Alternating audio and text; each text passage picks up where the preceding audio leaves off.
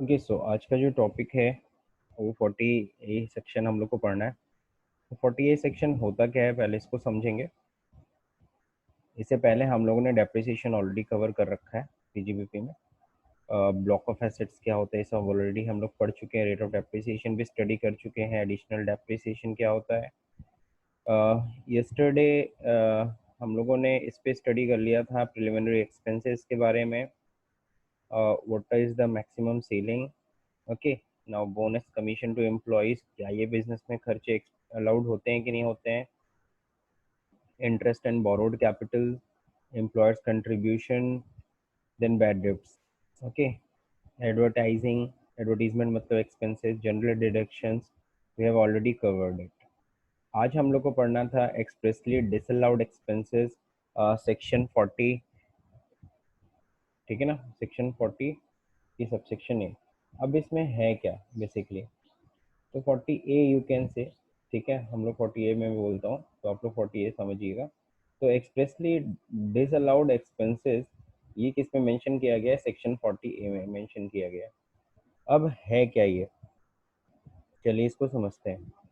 तो इसमें देखिए दे रखा है any expenses, any expense on account of interest, है ना, कोई भी खर्चा, ठीक, अकाउंट ऑफ इंटरेस्ट हो, रॉयल्टी हो, एंड फीस हो, for technical services deducted or payable outside of India, on which TDS has not been deducted or deducted but not paid to the government।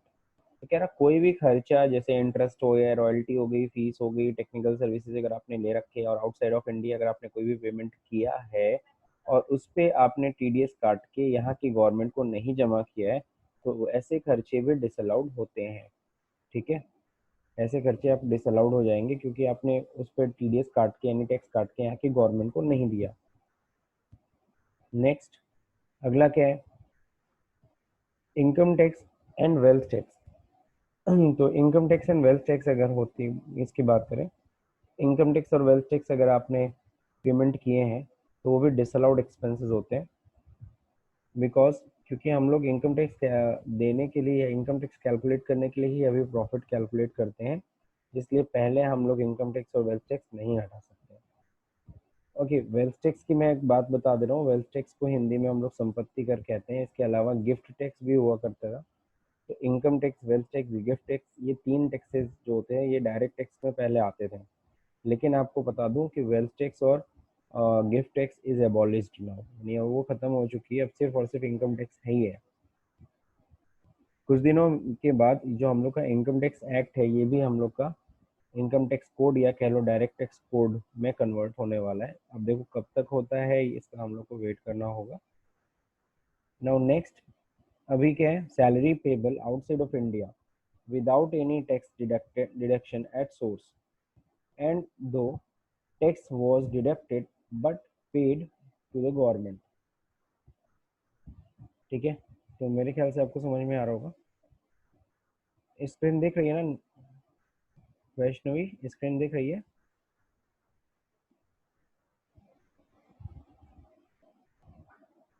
Okay, so salary payable outside of India without any tax deduction at source। Again वही, कोई अगर suppose करो तुम्हारा foreign में कोई employ है, तुम उसको पेमेंट करते हो, उसको सैलरी देते हो और उसके पेमेंट में से भी तुमने टीडीएस नहीं काटा, तो ऐसे खर्चे भी डिसअलाउड होंगे। Now next, payment of provident fund without tax deduction at source.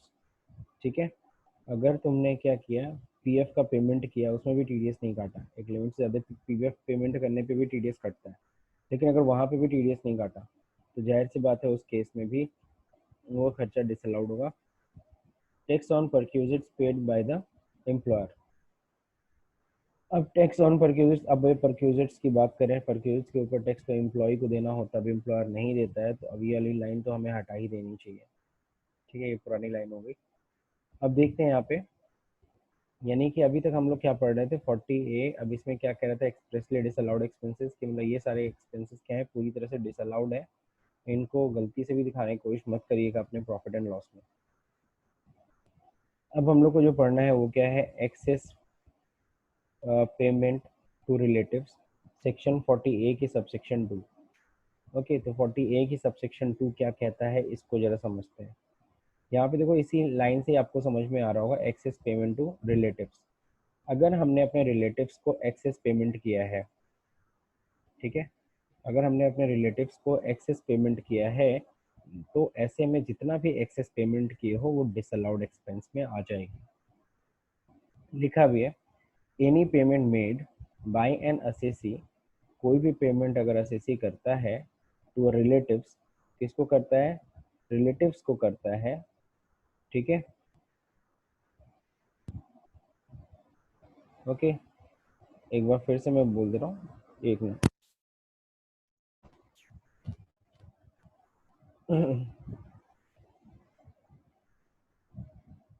Okay, तो any payment made bye N assessee to a relative or to any associate concerned shall be disallowed to the extent it is excess. Such expenditure is considered to be excessive and unreasonable, having regards to the fair market value of the goods and services, etc. Relative means the spouse, brother, sister, or any lineal ascendant and descendant of the individual. ठीक है, तो यहाँ पे बात कर रखा है, relative का भी मतलब समझा दिया। रिलेटिव का मतलब क्या होता है पहले तो ये समझ लो, स्पाउस, जीवन साथी, ब्रदर, सिस्टर, एनी जो भी आपके ऊपर डिपेंडेंट हो या आप उनके ऊपर डिपेंडेंट हो, तो वो लोग रिलेटिव होते हैं। इन लोग को हम क्या कहते हैं, रिलेटिव्स कहते हैं। अब अगर कोई भी पेमेंट अगर हम कर रहे हैं, असेसी अगर कर रहा है इन सभी लोगों को, या जैसे फॉर एग्जांपल मैंने अपने क्या किया, अपने भाई को अपने कंपनी में जॉब दे दी एज एन अकाउंटेंट। अब उस अकाउंटेंट की जो सैलरी नॉर्मली होती है वो 25,000 रुपये होती है, बट मैं उसको पेमेंट 50,000 पर मंथ कर रहा हूँ। तो कितना एक्सेस कर रहा हूँ, 25,000 तो नॉर्मल सैलरी होनी चाहिए, बट मैं उसको 25,000 और एक्स्ट्रा दे रहा हूँ, यानी ज़्यादा खर्चा दिखाने की कोशिश कर रहा हूँ। तो क्या होगा, 25,000 अलाउड होगा और 25,000 रुपये डिसअलाउड, यानी कि 50,000 रुपये अगर हम दिखा रहे हैं तो उसमें से 25,000 रुपये डिसअलाउड एक्सपेंसेस में चला जाएगा, because this is excess payment to relative. ठीक है, तो इस तरीके से डिसअलाउड एक्सपेंसेस आते हैं। तो ये 40A की सबसेक्शन 2 कहता है। तो 40A की सबसेक्शन 2 क्या कहता है सर, यही कहता है कि कोई भी पेमेंट अगर रिलेटिव्स को अगर हम कर रहे हैं, वो भी एक्सेस, तो वो क्या होगा, वो डिसअलाउड एक्सपेंसेस होगा। ठीक है, अगर हम कोई भी खर्चे का, मान लो कोई गुड्स ही खरीद रहे हैं, कोई सर्विसेज ही खरीद रहे हैं और रिलेटिव्स को पेमेंट एक्स्ट्रा दिखा रहे हैं, जो भी चीज़ दिखा रहे हैं खर्चे बढ़ा के दिखाने की कोशिश कर रहे हैं, तो गुड्स एंड सर्विसेज की फेयर मार्केट वैल्यू चेक की जाएगी, और फेयर मार्केट वैल्यू से ज़्यादा आप नहीं दिखा सकते।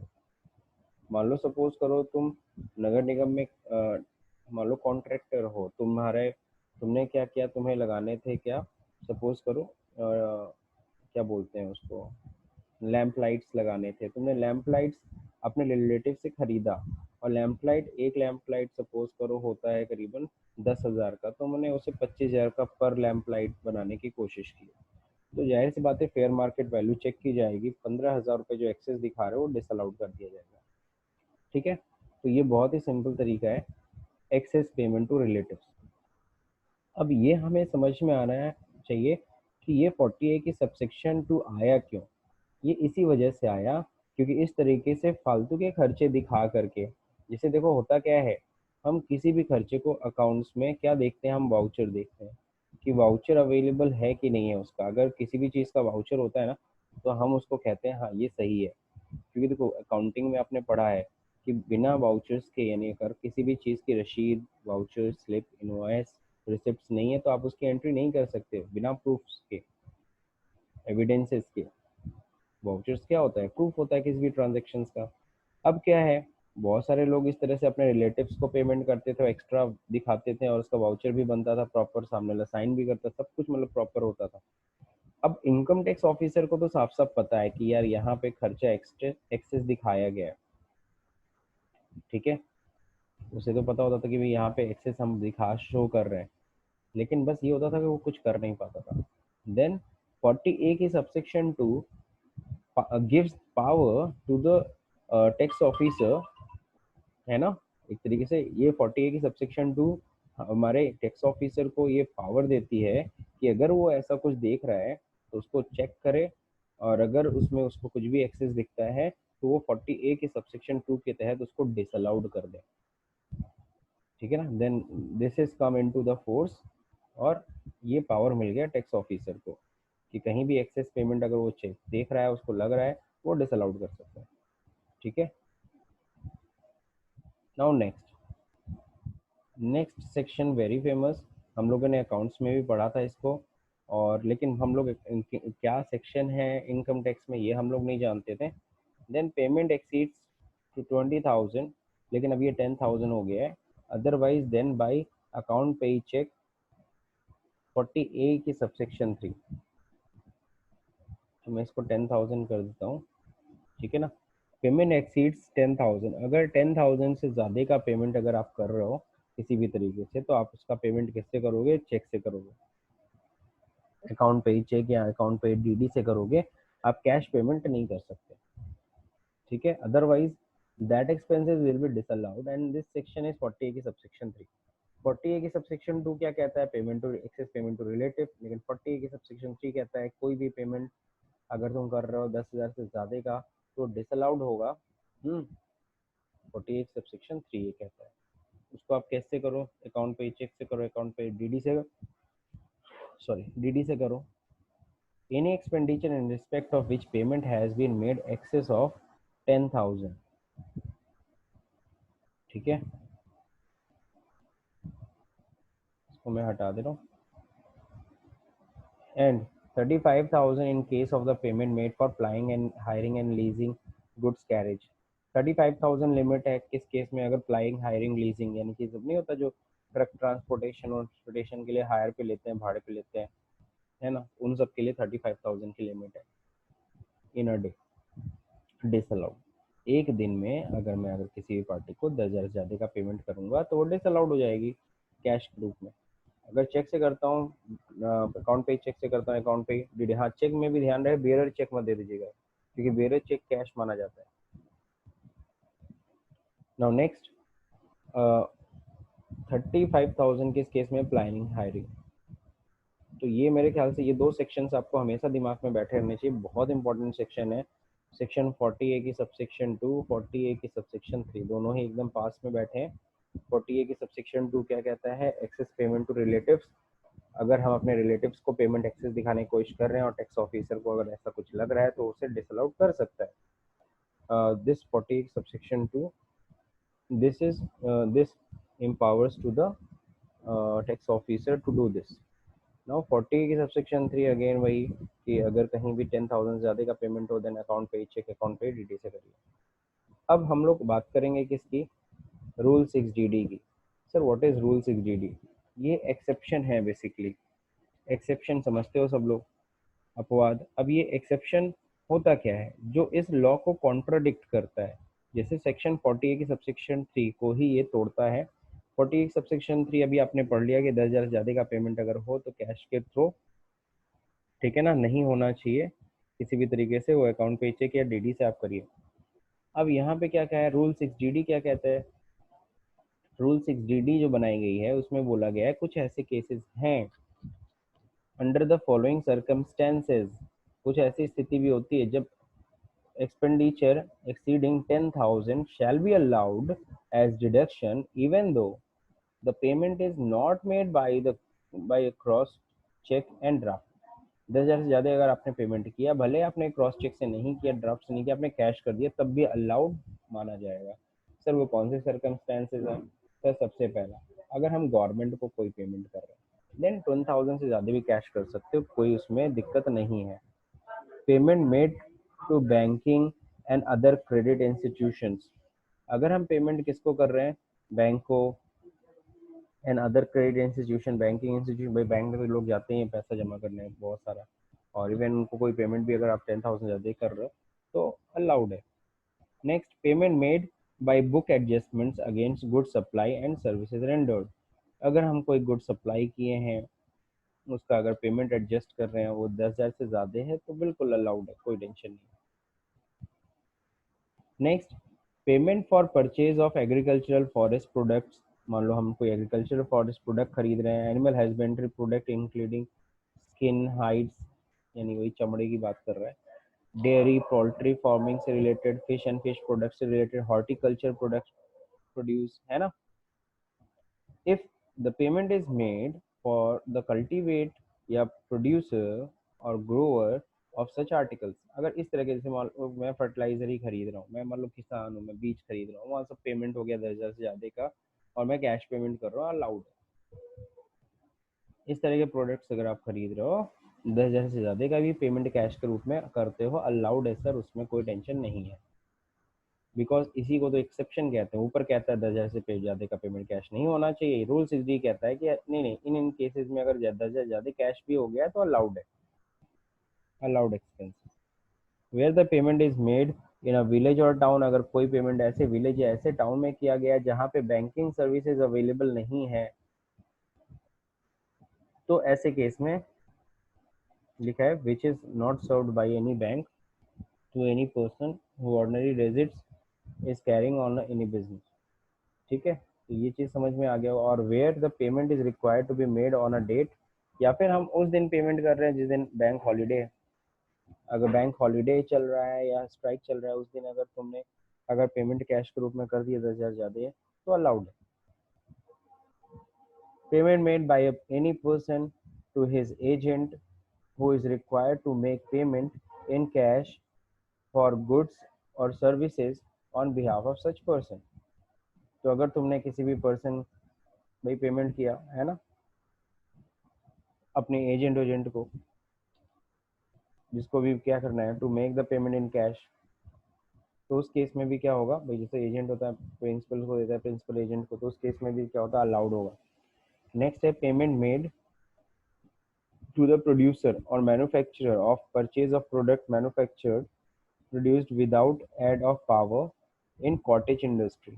अगर आप कॉटेज इंडस्ट्री से रिलेटेड हो, नहीं जिसको हम लोग कहते हैं लघु उद्योग, वहाँ पे भी अगर इस temporarily posted for continuous it, if he, sorry it नहीं होगा, if he does not have any bank account in the earth of the employee where the amount is payable does।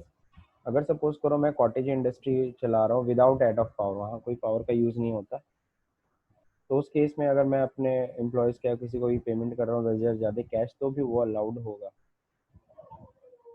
Payment of salary after deduction of tax when such employee is temporarily posted for a continuous period of 15 days in a place other than his normal place and that he does not have any bank account in that place। जैसे तुम मेरे employ हो, है ना, और मैंने तुम्हें क्या कर दिया, कहीं ट्रांसफ़र कर दिया कुछ दिनों के लिए, या कहीं भेज दिया, वहाँ पे मान लो 15 से ज़्यादा दिन के लिए तुम वहाँ पे, और उसका पेमेंट मैंने कैश के रूप में कर दिया, तो भी अलाउड है। ठीक है ना, तो मैं पेमेंट कर रहा हूँ सैलरी आफ्टर डिडक्शन टैक्स, तो अलाउड है, भले 10,000 ज़्यादा कैश के रूप में हमने पेमेंट किया। क्योंकि देखो आप लोग को एक चीज़ बता रहा हूँ, 40 की सबसेक्शन से ये भी कहता है ना कि अगर मैं अगर कंपनी में मैं अपने एम्प्लॉय को अगर पेमेंट कर रहा हूँ ना, तो उनको भी 10,000 से ज़्यादा कैश नहीं दे सकता। अगर 10,000 ज़्यादा कैश दूंगा तो वो पूरा खर्चा डिसअलाउड हो जाएगा। और यहाँ पे 15 डेज का क्लॉज यहाँ पे लगा रखा है। और 15 डेज कहाँ, किस केस में, अगर मैंने अगर तुम्हें टेम्परली पोस्ट किया है, ठीक है ना, किसी जगह पे प्लेस पे भेजा है और वहाँ पे तुम्हारा कोई खाता होता नहीं है, तो उस केस में मैं तुम्हें पेमेंट कैश के रूप में कर सकता हूँ। Payment related to retirement discharge on death of the employee, है ना, पेमेंट हम किससे कर रहे हैं, रिलेटेड टू रिटायरमेंट, रिटायरमेंट से रिलेटेड कुछ पेमेंट कर रहा हूँ, डिस्चार्ज कर रहा हूँ तो मैं इसलिए कुछ पेमेंट कर रहा हूँ, या फिर डेथ पर ऑफ द फैमिली, डेथ पर उसकी फैमिली को मैं कुछ पेमेंट कर रहा हूँ, where the amount is payable does not exceed 50,000, लेकिन वहाँ 50,000 तक कैश हो सकता है, 50,000 से ज़्यादा का पेमेंट है तो फिर दिक्कत है। Where the payment is made to the authorized dealer or money changes against purchase of foreign currency of travelers check, है ना, in the normal course of business। तो अब ट्रेवलर्स चेक अब नहीं चलते, ट्रेवलर्स चेक अब कौन यूज़ करता है, बहुत कम ही लोग यूज़ करते हैं, पुरानी बातें हो गई। ठीक है, तो इसे भी छोड़ ही दीजिए आप। अब वार्निंग की बात करते हैं। आजकल तो आपको पता है ट्रेवलर चेक, अब तो कार्ड चलता है, सब लोग कार्ड यूज़ करते हैं, कौन ट्रेवलर चेक लेगा। अब बात करते हैं हम लोग किसकी, वार्निंग की। वार्निंग क्या कह रहा है, if aggregate payment in a day to the same person in respect of an expenditure exceeds 10,000, है ना, it will be disallowed even if none of each payment in a day exceeds 10,000। नहीं समझे? यानी कि सपोज करो एक person को, मैं दिन भर में, मैंने सपोज करो एक दुकान से मैंने 3 बार सामान खरीदा या जो भी है, अब सबका दाम के 8,000 के मैंने 3 बिल बनवाए, 8,000 8,000 8,000, तो 8,24,000 दैट मीन वो 10,000 क्रॉस कर गया ना। अब भले हमें 3 बिल बनाया हो, लेकिन एक पार्टी से एक दिन में फाइनली टोटल अमाउंट कितना हो गया, 24,000 और मैंने 8,000 करके उनको सुबह के 8,000 दिया, दोपहर में दिया 8,000, शाम को दिया 8,000, इससे कोई लेना देना नहीं है सर। एक दिन में एक पर्टिकुलर पार्टी को तुमने पेमेंट एक दिन में 10,000 ज्यादा कर ही दिया है कैश, तो वो पूरी तरह से डिसअलाउड, पूरा 24,000 डिसअलाउड होगा। ये नहीं कि उस 24,000 में से 10,000 माइनस करो, बाकी 14,000 डिसअलाउड है, ना ना, 100% अमाउंट इज डिसअलाउड। तो इस चीज का सब लोग को ख्याल करना है, ठीक है। अब हम लोग क्या करेंगे, एक छोटा सा एक्सरसाइज करेंगे जो हम लोग के इसी कंसेप्ट पे डिपेंड करता है। तो देखिए यहाँ पे कह रहा है क्या, purchase of goods in cash from brother. हमने कुछ गुड्स खरीदा, किससे, अपने भाई से ही, उनकी भी शॉप है, for ₹21,000 whose market value is 19,000। तो हमने उनसे 21,000 में खरीदा, जबकि उसका मार्केट वैल्यू कितना है, उसकी मार्केट वैल्यू 19,000 है। तो यहाँ देखो दे रखा है 2,000 विल बी डिसअलाउड, है ना। तो ये किस सेक्शन के तहत, अंडर सेक्शन 40A की सबसेक्शन 2, पेमेंट टू रिलेटिव की केस, ठीक है ना। अब क्या है, ये मेरे ख्याल सबको समझ में आ गया। Raj a dealer in real estate purchase building of ₹10 lakh, ठीक है। राज जो कि एक डीलर है, उसने एक बिल्डिंग परचेज किया, कितने में, 10 लाख में, and makes the payment in cash, ठीक है। राज एक डीलर है, उसने क्या किया, उसने एक बिल्डिंग खरीदी 10 लाख की और पूरा पेमेंट कैश में कर दिया। क्या लिखा है, entire 10 lakh will be disallowed. Section कोई बताएगा?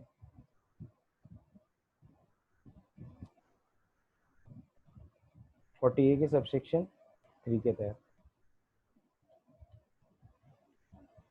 Current pay salary to an employee ₹25,000 in cash, ये क्या है, एंटायर 24,000 विल बी डिसअलाउड। किस सेक्शन के तहत, अंडर सेक्शन 40A के सबसेक्शन 3। नाउ अगला क्वेश्चन है, बारने परचेज गुड्स इन कैश ₹40,000। बारने कितने का गुड्स परचेज कर रहा है, 40,000 का गुड्स परचेज कर रहा है from Ted, a villager, can make the payment to Ted in his village where no banking facility is available. तो बारने को जो हम पेमेंट कर रहे हैं ना, 40,000 रुपीज पूरा अलाउड है। सॉरी।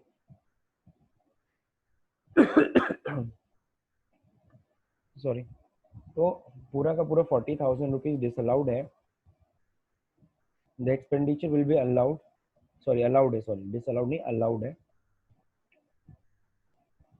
अंडर रूल,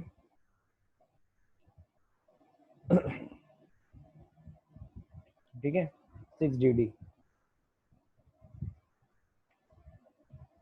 अब देखिए यहाँ पे क्या दे रखा है, Rachel purchase goods of ₹65,000 on 14 फरवरी 2000, इसको मैं क्या कर देता हूँ, 19 कर देता हूँ,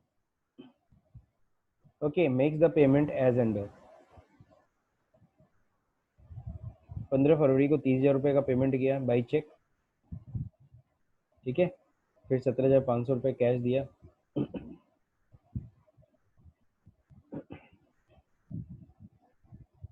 नेक्स्ट,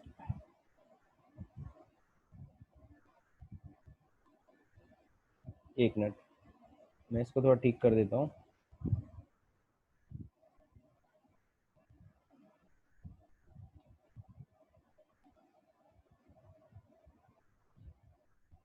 ठीक है, ये सही है। तो रचेल ने परचेज किया गुड्स ₹65,000 का ऑन 14 फरवरी 2019 में, and makes payment as under. 50,000 by account पे चेक से किया है, ठीक है। 50,000 रुपये तो अकाउंट पे ही चेक दिया है, फिर 7,500 रुपये उसने 15 तारीख को ही कैश भी दिया, और 16 तारीख को उसने 7,500 रुपये कैश दे दिया। तो अब ये बताओ, ये अलाउड है कि डिसअलाउड है? तो मेरे ख्याल से सब अलाउड है। क्यों? क्योंकि 15 तारीख को उसने चेक से पेमेंट किया 50,000, तो कैश के फॉर्म में नहीं हुआ ना 10,000 ज़्यादा। और बाकी 15 ही तारीख को कैश भी दिया, लेकिन 7,500 रुपये दिए कैश पेमेंट, 7,500 से 15 तारीख में नहीं जाते। फिर 16 तारीख को फिर पेमेंट कर रहा है 7,500 रुपये कैश, ठीक है, अलाउड है। इसमें कोई भी खर्चा डिसअलाउड नहीं है, उसने वाइजली पेमेंट किया, दिमाग से पेमेंट किया है। Total expenditure will be allowed as aggregate payment in a day in cash can not be exceeds 10,000। एक दिन में उसने कैश पेमेंट 10,000 ज़्यादा किया ही नहीं, ठीक है। अब अगला क्वेश्चन देखते हैं, last exercise. Monica purchased goods worth ₹12,000। Monica ने 12,000 का गुड्स परचेज किया एंड 15,000 का गुड्स परचेज किया against two bills from Jack. Jack से उसने दो सामान खरीदा, दो बिल बनवाए, एक 12,000 का, एक 15,000 का, and make the payment 27,000 in cash. और पूरा 27,000 कैश में पेमेंट कर दिया,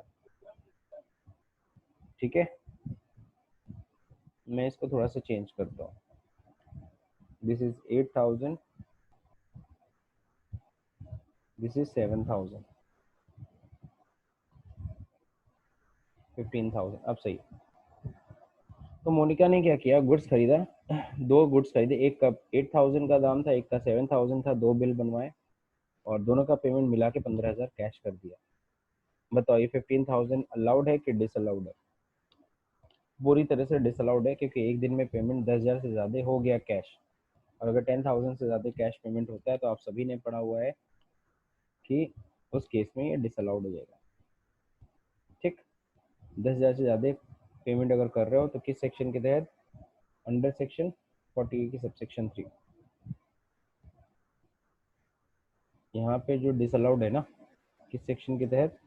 अंडर सेक्शन 40A की सबसेक्शन 3। तो मेरे ख्याल से आप लोग को ये टॉपिक आज समझ में आया होगा, ठीक है ना। हम लोग का जो आज का जो पॉइंट ऑफ कंसिडरेशन था वो यही था, 40A की सबसेक्शन 40A पहले समझना था, फिर 40A की सबसेक्शन 2, 40A की सबसेक्शन 3, ठीक है। सिंपल सेक्शंस हैं, इजीली दिमाग में हो जाते हैं। अभी जैसे किसी से भी तुम डिस्कस करते हो 10,000 से ज़्यादा का पेमेंट, तो आप 10,000 से ज़्यादा का पेमेंट इस सेक्शन को देखो, बहुत कम ही जगह पे हम लोग के बुक्स में सेक्शंस दे रखे हैं, ओके। बिकॉज हम सभी लोग को पता है, हम लोग प्रोफेशनल ट्रेनिंग ले रहे हैं, हम लोग को कोई एज एन चार्टर्ड अकाउंटेंट या ये सब काम नहीं करना है। हमें क्या करना है, एटलीस्ट हमें कुछ चीज़ें, हमें इनकम टैक्स की पता होनी चाहिए, बिकॉज हम लोग अकाउंटेंट की तरह वो काम करने जा रहे हैं। तो अकाउंटेंट की तरह अगर काम करने अगर जाएंगे तो एज एन अकाउंटेंट हमें कुछ सेक्शंस के बारे में इनकम टैक्स में नॉलेज होनी चाहिए। बात समझे कि नहीं समझे? तो इसीलिए कुछ सेक्शंस को हम लोग बहुत ही हाईलाइट करते हैं, and these sections should be known, because ये इंटरव्यूज में भी पूछे जाते हैं कि do you know about 40A के सबसेक्शन 3। तो 40A के सबसेक्शन 3 के नाम से याद करना, 10,000 से ज़्यादा का पेमेंट ये किस में बोला गया है कि 40A के सबसेक्शन 3 में कहा गया है। 40A के सबसेक्शन 2 में क्या कहा गया है? Payment to relatives. यानी कि यहाँ पे पहले इसको मत पढ़ा करो, पहले इसको पढ़ा करो कि 40A की सबसेक्शन 2 में क्या है, 40A की सबसेक्शन 3 में क्या है, ठीक है। ये चीज़ का ध्यान रखना।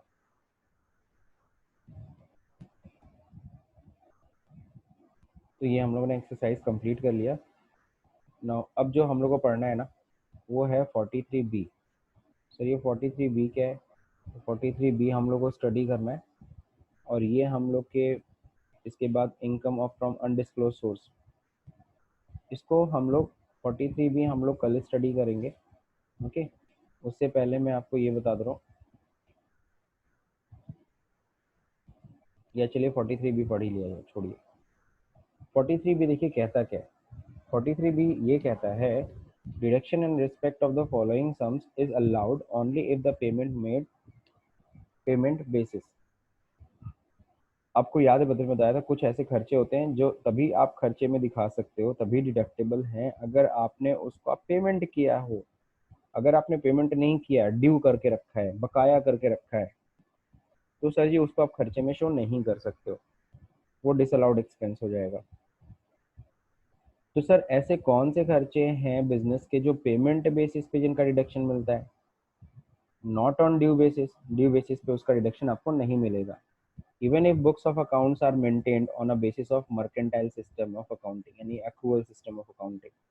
तो भैया मर्केंटाइल सिस्टम मतलब वही एक्रूअल सिस्टम होता है कि खर्चा अगर कर दिया है, चाहे पेमेंट हुआ हो चाहे नहीं हुआ हो, ड्यू हो गया है ना, तो आप उसको खर्चे में दिखा दो। लेकिन इनकम टैक्स कहता है ना ना ना, ड्यू से नहीं मतलब है, जब तक इनका पेमेंट नहीं होगा तब तक डिडक्शन आप नहीं ले सकते। सर कौन से ऐसे खर्चे हैं और इनका पेमेंट कब तक कर देना होगा? तो मैं पहले पेमेंट का समय बता देता हूँ। पेमेंट शुड बी मेड, इस तरह के जो पेमेंट्स हैं ये either during the relevant previous year, या तो हम प्रीवियस ईयर में इनका पेमेंट कर दें, या फिर ऑन और before due date of return filing, या रिटर्न फाइलिंग करने से पहले। सर प्रीवियस ईयर के एंड मतलब ड्यूरिंग प्रीवियस ईयर यानी कि वही अप्रैल से मार्च के बीच में आप पेमेंट कर दिए होते इसका। अगर अप्रैल से मार्च के अंदर पेमेंट नहीं किया तो कोई टेंशन नहीं है, आप रिटर्न फाइल करने की डेट से पहले आप कर लेना। ठीक है, रिटर्न फाइल जब करोगे, रिटर्न फाइल जैसे फॉर एग्जांपल अगर हम रिटर्न फाइल की बात करें, ठीक है, तो कॉरपोरेट एसएससी के लिए, ठीक है ना, जो है वो 30 सितंबर है, ठीक है ना, 30 सितंबर। एंड नॉन कॉरपोरेट के लिए डेट क्या है? 31 जुलाई है ऑफ असेसमेंट ईयर। ठीक है, ये लास्ट डेट होता है, लेकिन उसके पहले भी रिटर्न आप फाइल कर सकते हो। मार्च खत्म हुआ, जैसे मैं एक इंडिविजुअल की बात करता हूँ, मैं इंडिविजुअल हूँ, मैं नॉन कॉर्पोरेट में आता हूँ, तो मेरा असेसमेंट ईयर यानी कि मार्च खत्म हुआ, अप्रैल मई जून जुलाई, मेरे पास 4 महीने का समय है मेरे को रिटर्न फाइल करने का। मान लो मैं जून में रिटर्न फाइल कर रहा हूँ, तो रिटर्न फाइल करने से पहले मैं इनका पेमेंट कर दूँ तो मेरे को रिडक्शन मिल जाएगा। जैसे कह रहा है any sum payable by way of taxes, duty और सेस और फीस। ध्यान रखना यहाँ पे जो टैक्सेस ड्यूटीज की बात कर रहा है तो यहाँ पे जीएसटी हो गया, यहाँ पे इनडायरेक्ट टैक्सेस की बात कर रहा है, ये सारे टैक्सेस आप पेमेंट कर दो। ठीक है, कब तक पेमेंट करना है? 31 मार्च तक, या फिर असेसमेंट या फिर रिटर्न फाइलिंग की डेट से पहले आपको पेमेंट कर देना है। Any sum payable by an employer by way of contribution to any provident fund. मान लो मैंने प्रोविडेंट फंड या सुपर एनिमेशन फंड में कुछ पैसे ट्रांसफर करने के लिए ड्यू कर दिया, लेकिन अभी पेमेंट किया नहीं है, या फिर कोई welfare fund of the employer, मैंने उसमें कह दिया था अच्छा ट्रांसफर करूंगा बट किया नहीं है, तो क्या है, जब तक करोगे नहीं तब तक आपको रिडक्शन नहीं मिलेगा, है ना। तो अगेन कब तक ट्रांसफर कर देना है मुझे? बिफोर ड्यू वाला चीज़ तो है 31 में प्रीवियस ईयर में, या तो रिटर्न फाइल करने की डेट से पहले। Any sum payable of bonus and commission, हमने कंपनी ने क्या कर दिया, बोनस एंड कमीशन अनाउंस कर दिया साल के अंत में मार्च में, लेकिन दिया नहीं, तो जब तक देगा नहीं, जब तक पेमेंट नहीं करेगा तब तक रिडक्शन नहीं मिलेगा। अब मान लो पेमेंट करता है अगले साल, रिटर्न फाइल की डेट तक भी नहीं किया, तो कोई टेंशन नहीं है, अगले साल जब पेमेंट करेगा तो अगले साल रिडक्शन लेना, बट इस साल रिडक्शन नहीं मिल सकता। अब ये डिस्कनेक्ट होने जा रहा है, आप थोड़ा सा फिर से कनेक्ट कर लेना इसको, ठीक है, ताकि हम लोग ये 3 पॉइंट्स और कवर कर लें।